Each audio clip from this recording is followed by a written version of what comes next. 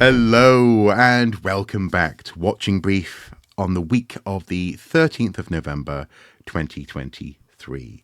I am joined as ever by my co-host, Mr. Andy Brockman, and it is indeed November already. It's hard to believe, really. This year seems to have really flown by in some ways. I mean, what do you think? I know quite a lot has happened to you this year. That sounds traumatic, doesn't it? No, to paraphrase and change gender, something that Margaret Thatcher once said. No, we are a grandfather. Yeah. Which it is that we're also celebrating the 400th anniversary of the publication of Shakespeare's first folio, and there's that line in Henry IV. I think is it part 1 or part 2? One of the Henry IV plays, anyway. But where the some of the older characters are chewing the fat in the yard of the pub and. Or in the garden, and one of them says, "We have heard the chimes of midnight, Master Shallow," and so yeah, the chimes of midnight are chiming. Yeah, I bet. But hopefully but it's hopefully still a long way away. Some way off. Yeah, just thinking. Don't get too dark on us, Andy.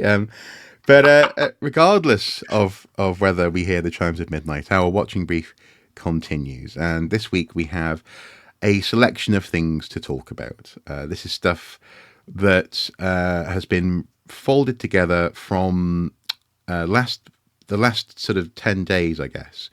Not least because we were looking to fold in other things as well, and it's all we separated out this episode and an interview that you probably have already seen by now with Bill Farley. So this week we are presenting a range of things to examine and to consider below, and some of these things seemingly get me quite irritated. I didn't realize how irritated I was until we started talking about them. Yeah, no, it's if you like viewer, it's our sort of standard magazine format, really, rather than an extended interview. So this is the watching brief magazine playing catch up with the heritage and archaeological news of the last few weeks. Yeah, so enjoy. Which begins in this instance with a piece of good news regarding the National Trust and its annual general meeting. Well, as I say, as an objective journalist, I have to say it will be good news to some people. Mm-hmm. A lot of people, actually, probably. Certainly a lot of people in the heritage sector. Yeah. Basically, coincidentally, it's claimed with the National Trust AGM, which took place last weekend on the 11th of November, 2023, if you're looking at this in archive, the director of Restore Trust, Zuditu Gebriohannes, is moving on to a new job. She's going to become a senior researcher for the Legatum Institute, which is a right-wing think tank. Now, strangely enough, some people say she's already been connected with the right-wing think tank, yes, and obscurely funded organisations, because Restore Trust has, under her directorship, tried for the last 2 years to get its supporters elected to the National Trust Council, which helps form the policy of the National Trust, one of Britain's biggest environmental and heritage charities, if not the biggest. And also to get motions supporting its philosophy of telling history unvarnished, without woke. Well, telling less history, you could say. You could say that. I couldn't possibly. Basically, this year as last year, they tried to get a slate of candidates elected to the National Trust Council, and also 2 motions passed. One of which was to do a facsimile reconstruction of Clanton House, I think it's called, which was burnt out a few years ago. Basically, the insurance money's come through, and the trust has been debating what to do with it. They're talking about reimagining it as a ruin, and then it's not practical or desirable to try and create a facsimile of what it was. Restore Trust claim that that's actually to deny the history, and passed wanted a motion to counter to contradict the trust's policy, and also to change the voting system. Both motions failed, and they failed yet again to get anyone elected to council. Yeah. And that was on what was reported as a record turnout of National Trust members voting. Yeah. So, an accompanying sound effect to all of their efforts would be something along the lines of. So yeah. Yeah. I mean, basically, it claims to be a grassroots organisation. In fact, all the evidence is it's what's called an AstroTurf organisation that is heavily supported by particularly the Daily Telegraph newspaper. AstroTurf being fake grassroots. Yeah. Absolutely, yeah, absolutely. Now, what happens to National Trust in future? Will they get a dynamic new director to replace Ms. Gabrianis, or will it just quietly slip away as the Sunak government appears to be trying to do? Indeed. Restore trust. We knew you so little, and yet at the same time, it's also worthwhile saying that there are National Trust properties that are essentially shells. There's one just up the road from me, Seaton Delaval Hall, which recently actually have been voted one of the best attractions in the area, in the northeast, in the National Trust's catalogue, because it's an interesting place. It's interesting to see the shell of a building sometimes, and how it's presented and how it's used can be very creative. And crucially, all of the history about the building is still there. They're not denying anything that happened in the building. It's just that it's not practical to reconstruct that. And that's precisely the situation in this case. What Restore Trust was citing was a case of a house called Uppark House in Sussex, which was reconstructed as a facsimile. But in that case, pretty much all the contents had survived, had been removed. And there were particular conditions that in this case, in fact, the published ideas sound really exciting. And as you say, we can all point to, ruins, romantic, educational, whatever, that are just as impressive, just as important as if a building survived intact. Reconstruct the Parthenon. Oh no, God, no, we can't say that. You preempting our next story. Well, actually, even that wouldn't be actually a reconstruction, would it? But no. Well, that story is heck, why not? It's another good piece of news. It's another good story. It is the news that George Osborne is continuing in his efforts to poke at government policy and to try and find room to manoeuvre in terms of his power at the British Museum to, well, as the headline here says, make it clear that he is eager to reach a Parthenon marbles deal. And that's a good thing. Again, I think the more we hear about the BM as being the ones who are struggling against the government, the more clear this issue becomes, hopefully, for people who just hear British Museum and immediately imagine, a Dr. Jekyll, Mr. Hyde sort of villain whisking artifacts away into the night. It's interesting, though, that this wriggle room that he's creating really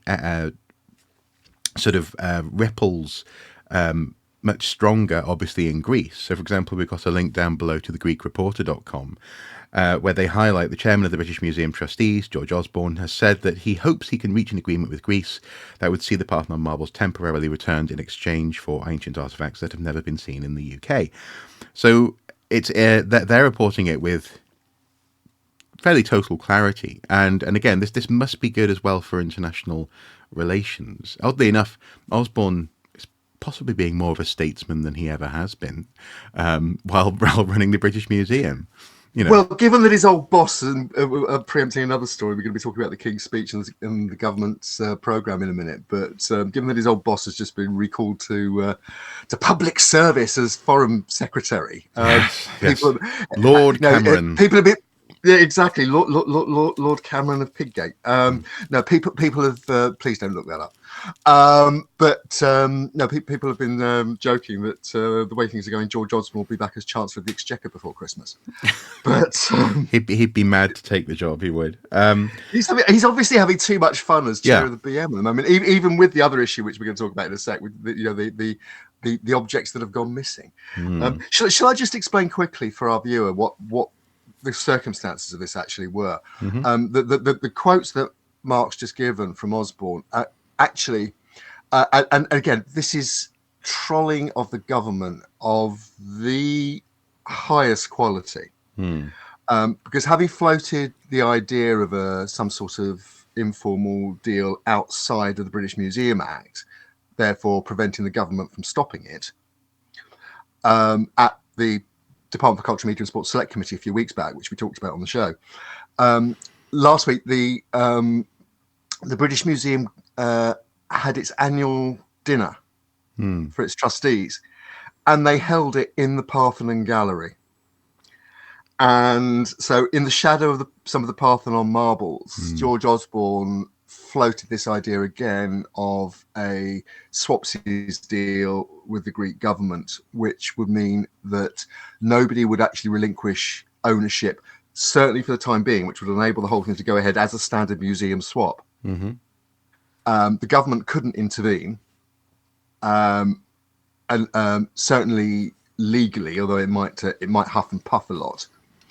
And I think it's pretty clear that in his tenure as chair of governors, and I don't think it's just a distraction from the missing objects. I think this was happening before the missing objects scandal broke.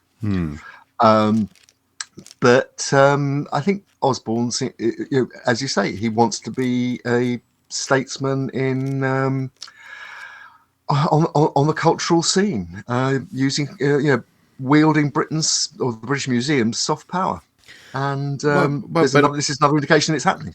Yeah, well, and also in that sense, he's acting with conviction. It seems like no matter what happens in government, for example, we've recently lost probably one of the most performatively cruel senior politicians I've ever known in cabinet at the Home Office. No matter how those you haven't seen the letter I got drafted for when you sacked me. Well, this is true, but that's the thing. I know I'm performatively cruel. Oh no, cool. I'm performatively cool.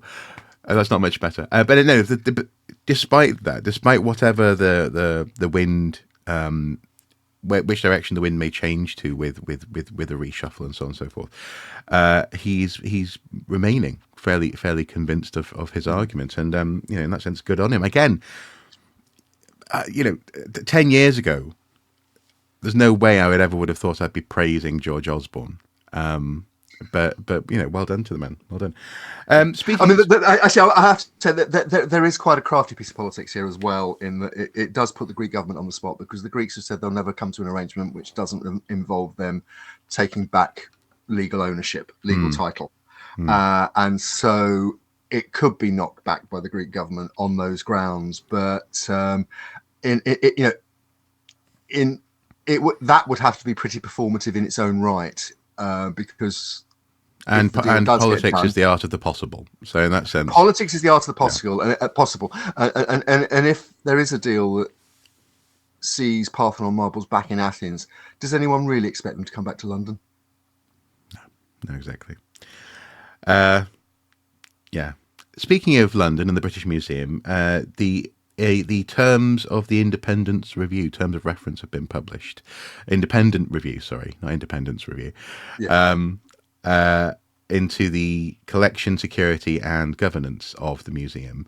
And is there any surprises? Are there any surprises? When this was first announced, there was the possibility that it looked a little bit like maybe they were going to try and mark their own homework. And so, as much as we've just been praising a potentially fairly proactive and progressive move in terms of the Parthenon marbles, is this a mark against the museum? Well, since we last talked about it, they have there are co-chairs. Sir Nigel Brockman, Lucy Dorsey, and Ian Carrott. Now, Mr. Carrott has no previous connection with the British Museum, but Lucy Dorsey was made or appointed to the audit committee of the trustees, British Museum trustees, in July, and Sir Nigel Brockman is a former trustee. So, in a sense, you've got 2 in-house, 1 independent co-chair. They say in the opening paragraphs of the overview that this has been cleared with the Charity Commission. Mm-hmm. Mr. Carrott is there because he's a particular specialist in charity law and governance. It's also pointed out that none of them are being remunerated for their role.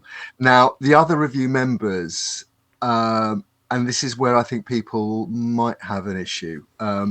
If I just read straight from the terms and conditions, and we'll link to the to the document that the BM published, not with too much fanfare, it has to be said.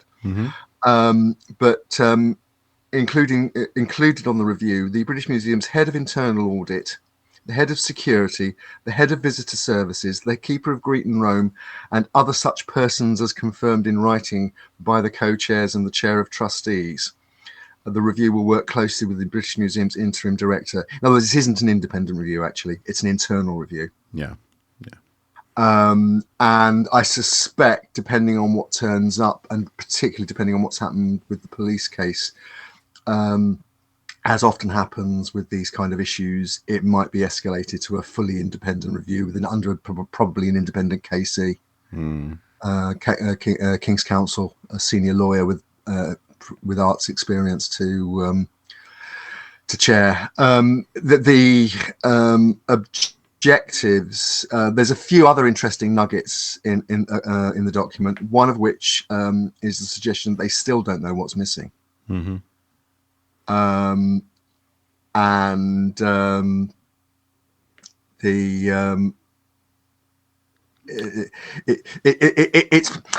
It's partly to call it a fishing expedition would be wrong, but its primary objective appears to be just to clarify what the heck's gone on, right?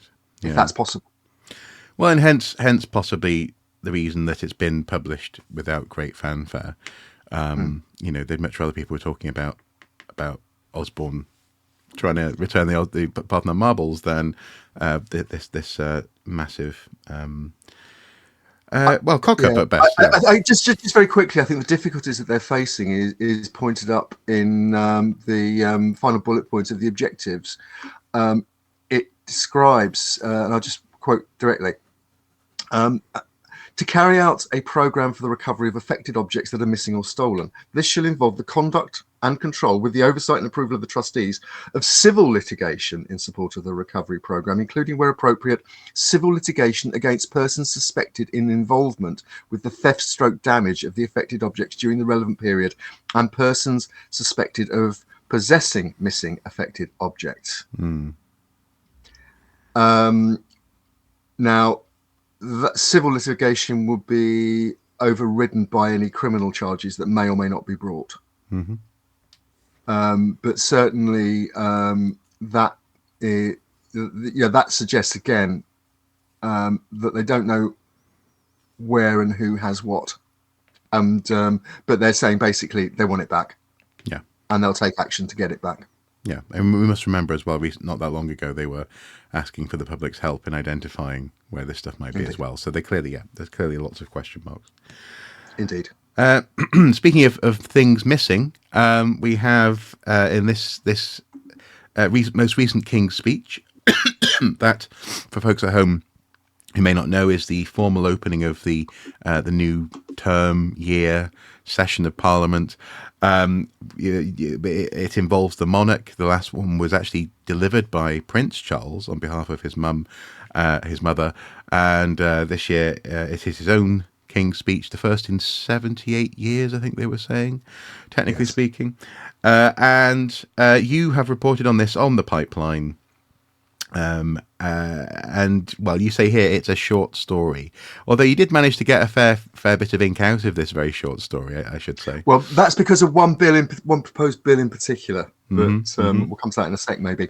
I mean, for anyone that's not familiar with it, the King's Speech, as you say, it's where the government begins a new session of Parliament. So basically, Parliament starts again from scratch.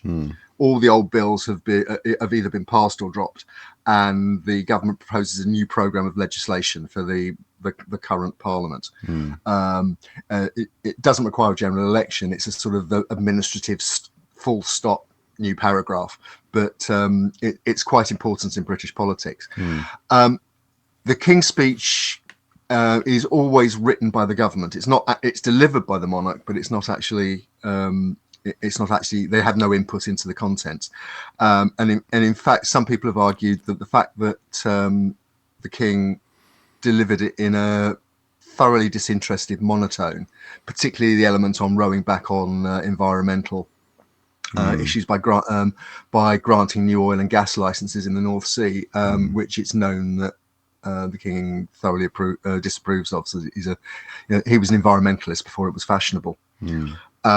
So there's that element to it. And in fact, when I was thinking about preparing this, I was reminded of an old cover on Private Eye magazine from many years ago now, which is the Queen, as was the current King's mother, delivering the speech from the steps of the throne in the House of Lords, and she's got a speech bubble coming out of her mouth saying, "I don't write this crap, you know." Yeah. Well, it is delivered again for people who may be interested from a sort of a standpoint of saying my government will. Yes. So because it is His Majesty's government, that's why the monarch has to start Parliament up again and effectively give permission for Parliament to happen. It's all formal. It's all technicalities. But that's why he's given a speech of things that his government plans to do, and then he announces them. Yeah. Now, there's not a huge amount in the King's Speech to directly impact the heritage world. There's a few bills which may have impacts, like, for example, changes to data protection rules, which could affect research, for example, and databases. So people who doing oral history research, saying in connection with contemporary archaeology or something like that there may be kind of peripheral effects like that. The main impact of the current government on heritage world has actually already passed. That's the Levelling Up Bill, which passed in the last Parliament, towards the end of the last Parliament, which again we've talked about, which made historic environment records for local authorities statutory in the planning system, and there are a few other things coming forward. A watching brief is a formal programme of observation and investigation to record and report on notable discoveries on an archaeological site. As part of our ongoing watching brief, Andy and I work hard to bring you the best, the worst, and sometimes the more quirky happenings from the world of archaeology. We aim to provide a space where voices can be heard, opinions shared, and sometimes truth spoken to power. If you believe in the work we do, please consider supporting us on Patreon for as little as $1 per month. Thank you.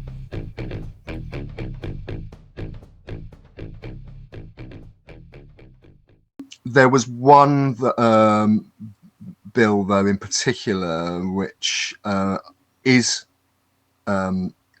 pointed up in the King's Speech, and that's the bill to enable the building of a National Holocaust Memorial Centre and Learning Centre in the Victoria Tower Garden next to the Houses of Parliament, next to the River Thames. Now, this is very controversial. The bill would disapply legislation from 1900, in fact, which required the park to be to remain as a public park in perpetuity. And that's what stopped it was the London County Council Improvements Act of 1900, and that prevented the Holocaust Memorial Centre going forward when it went to judicial review. The judicial review found that the government had acted unlawfully in ignoring the 1900 Act. The new bill would disapply the troublesome sections of that Act. Now, the thing about this is, obviously, put it this way, and I'm included in this scheme, this school of thought. I have absolutely no idea. Have absolutely no problem with the idea of a National Holocaust Memorial, and certainly not with teaching people about the events in Germany from 1933 to 1945, and in occupied Europe. and the mass murder of Jewish people because they were Jewish people, but also of Roma, of gay people, homosexual people, gay people, homosexual, disabled Jehovah's people. Witnesses, Yeah. absolutely, the T4 program, which murdered disabled and mentally ill people.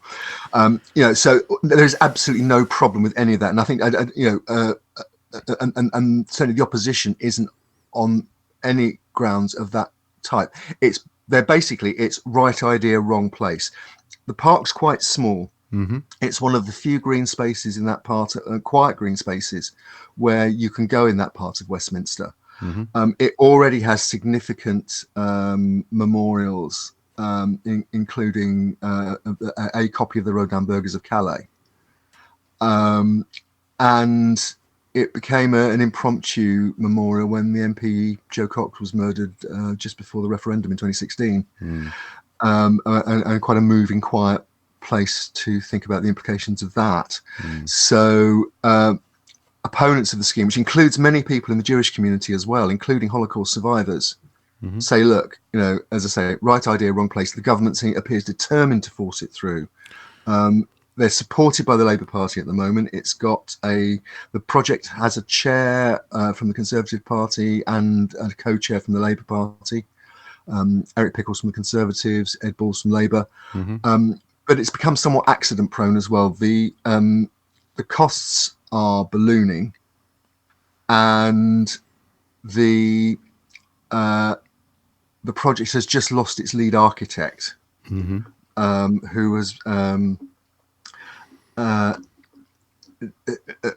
has been accused of inappropriate behaviour in his practice. So the question is there no other monument to the Holocaust in Britain? There are several. Exactly.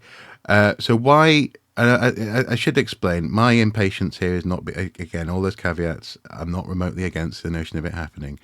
It just feels as though this idea of politicians wanting it to be close to Parliament feels, well, to borrow on that word again, performative. It feels as though they want to be able to say, look what we did, can I just interrupt there, actually, Mark? Because there's a one line of argument, which is having it next to Parliament is actually a reminder of look what we didn't, because there's been a controversy ever since World War II that the Allies could have done more to intervene in the process of the Holocaust, for example, by bombing railheads and bombing the crematoria.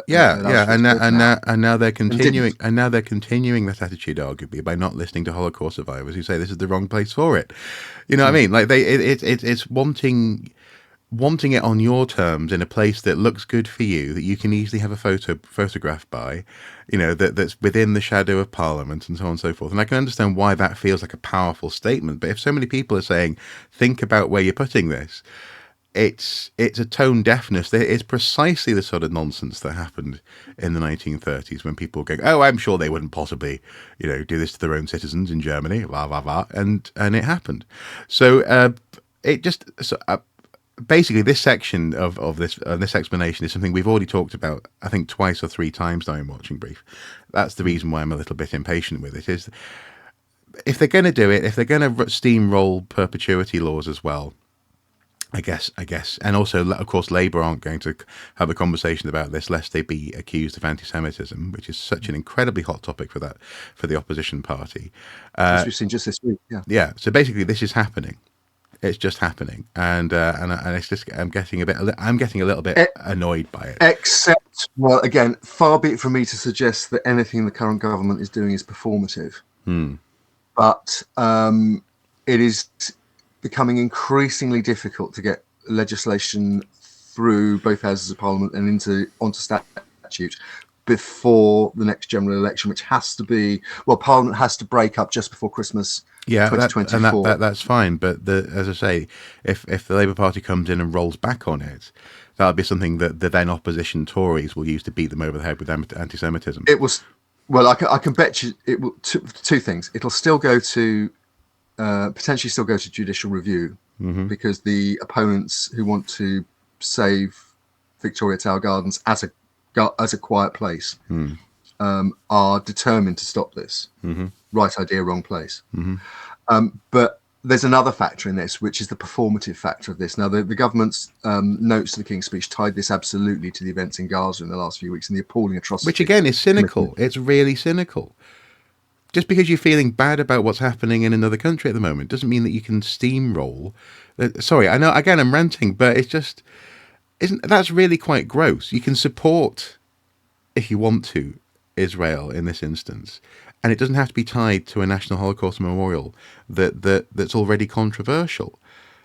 I think that again, that's why I'm so annoyed by it. It feels like it's a football. It's a convenient little football for some people, as opposed to a serious national centre of learning and a monument where people can visit and have true reflection. Yeah, but look, as I was saying, there's two things are problematic. One is they've lost lead architect to David Ajayek, and he hasn't been replaced yet. He denies the claims that led to his stepping back, but he has stepped back. But more importantly, perhaps even, back in July last year, 2022, the National Audit Office identified significant risks and fragilities in the management of the project, including costs, which have, as I say, have escalated, and including potential delays, potentially caused by dealing with archaeology. It actually says specifically in the report, because it's an archaeologically sensitive area. It's the site of the old Palace of Westminster and Westminster Abbey before that. And before that, potentially the landfall for the Roman crossing of the River Thames at Lambeth. And in July this year, just a few months ago, the Holocaust Memorial and Learning Centre was rated by the Government Infrastructure and Projects Authority. That's the government's own watchdog that looks at all the government's programmes. And they flagged it as red, which basically means undeliverable in its current form. Right. So okay. I'll leave our viewer to decide whether this is actually a serious proposal or whether, it's just performance art from the government. And whether it'll continue to be performance art, because, as I say, Keir Starmer won't touch it with a barge pole. I should also say it feels annoying because it's taking up so much attention for culture and heritage political conversation, and once again, it's something happening in London. Anyway. So, given that we've spent quite a while talking about that, let's move on to we have a statement. A rare statement from archaeological institutions, units and bodies on the conflict in Gaza, from one not controversial topic to another. We have a statement from a archaeological group, body and or institution on the topic. And you may recall a little while ago, Andy and I got into interesting waters when we tried to encourage bodies in the UK to make a statement or to have a public opinion on what was happening in Ukraine. In this instance, it's nice to see, without prompting, someone actually doing this in terms of Gaza, and in that sense, being a global citizen, especially given that across the world, archaeology and history is universal and is important, and also is very much part of living environments. And here we have the Maritime Endangered Archaeology Group in the Middle East and North Africa. That's their realm of interest. That's their purview. Saying the following: statement on Gaza on behalf of MarEA. As a project focused on endangered maritime cultural heritage, the MarEA team mourns the tragic loss of Palestinian colleagues who have actively engaged in the safeguarding and documentation of this heritage.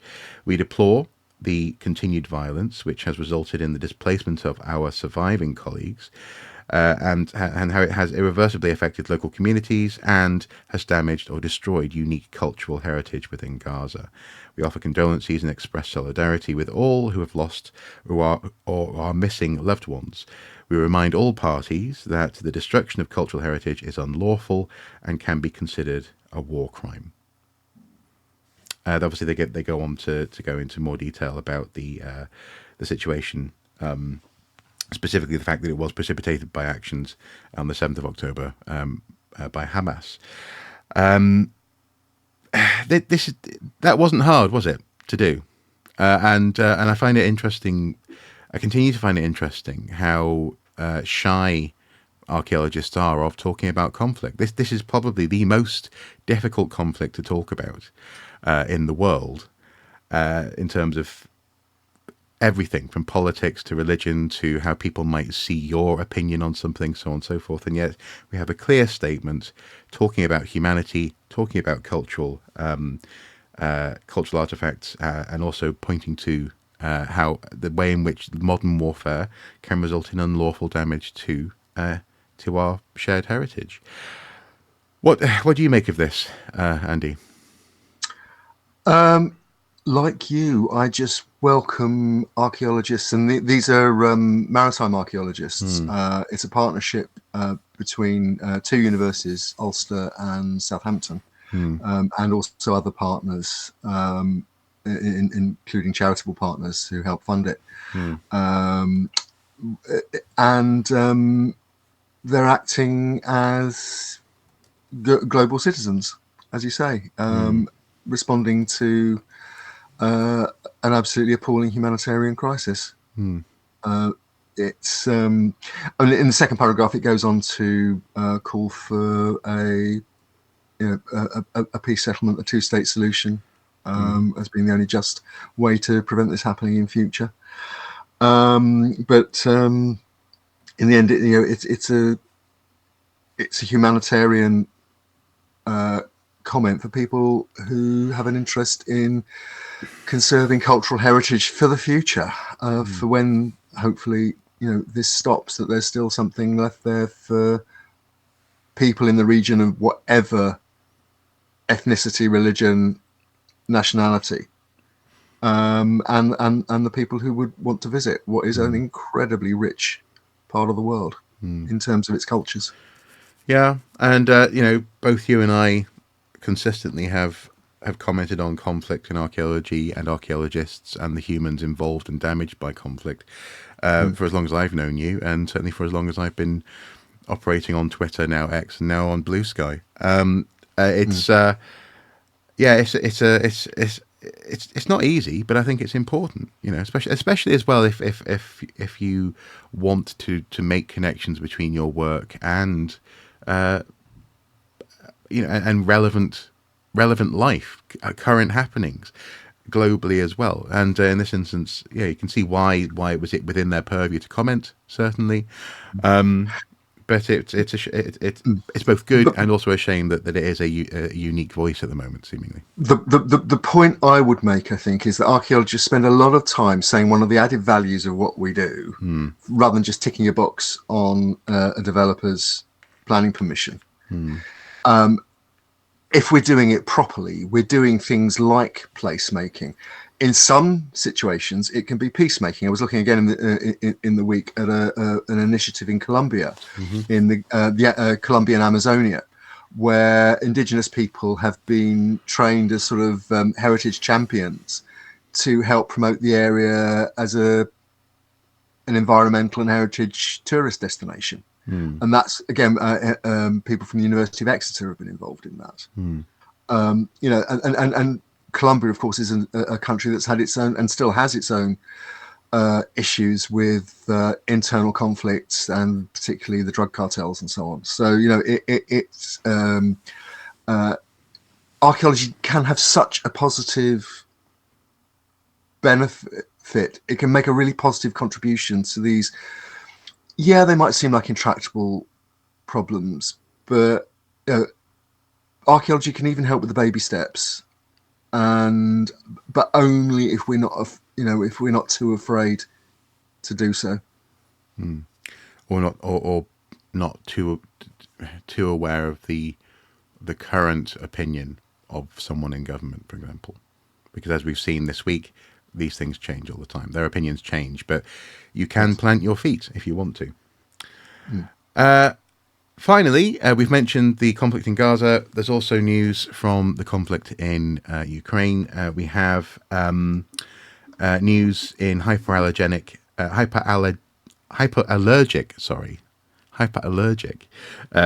with the headline, Russian airstrike hits Odesa Fine Arts Museum, with a subheadline, at least 8 people were injured in the attack. very briefly, this doesn't look necessarily as though, well, then again, I suppose we can't say for certain. It doesn't look as though the museum itself was actually being targeted, although it has clearly been damaged by shelling. You, as always, quite rightly, pushed for us to include the current damaged cultural sites in Ukraine verified by UNESCO page. They're keeping a tally, which currently, as of the 2nd of November 2023, UNESCO says they have verified damage to 327 sites. And this is since the 24th of February 2022. This constitutes 124 religious sites, 142 buildings of historical and or artistic interest, 28 museums, 19 monuments, 13 libraries, and 1 archive. There's not really much more to say about that. We've got a link below. Do check it out. And yeah, you can see there's clearly some damage there. But as ever, it's always a case of. But I mean, you often talk about cock up and not conspiracy, don't you, in terms of how things unfold? And one thing we definitely learned from this conflict is that it appears that Russian targeting capabilities aren't in very early days. Actually, we saw Russian targeting capabilities weren't super accurate. So, yeah, it's if this is adding to that tally that UNESCO is keeping an eye on, definitely. And it has to be added that as well as being a World Heritage Site, Odesa is a major port, and most of the Russian activity has been aimed at trying to shut down the port to prevent grain exports. This appears to be, it appears to have been a missile strike of some kind which landed outside the museum, and what we're seeing in the photographs is blast damage. The museum also points out that most of its contents had already been removed to safety when the conflict began. So it could have been a whole lot worse, and it's entirely unclear whether the museum was targeted or whether it is that awful word collateral damage. Yeah, but I think the other thing we're coming into winter now in that region, and if it's anything like last year, what we're going to be seeing is an increased attempt by the Russians to damage or destroy Ukraine's infrastructure, particularly its power generation, in the depths of the winter, to make the population very uncomfortable. Yeah. Indeed, and getting back to the government and the King's Speech, the new British Foreign Secretary David Cameron popped up in Kyiv yesterday, visiting President Zelensky. So and vowing continued support. So we'll see what we'll see. But unfortunately, I think what people were hoping might have been a turnaround this summer hasn't happened, and the war drags on. And that brings us to the end of this Watching Brief episode. Thank you as ever for watching. Please do consider commenting below. Let us know if there's anything that you would like us to examine in future episodes. Any conversation below, though, please do keep it civil, keep it respectful, and keep it on topic as well. Some of the stuff we've been touching on in this episode does tend to bring out myriad perspectives and varying standards in terms of quality and civility in terms of conversation. So please do just consider your words, because we want to keep it civil here. That said, though, do consider also supporting us on Patreon, and also do check out our pin badge collection on Etsy. Both are linked in the video description below. Until next time, do take care. Bye bye.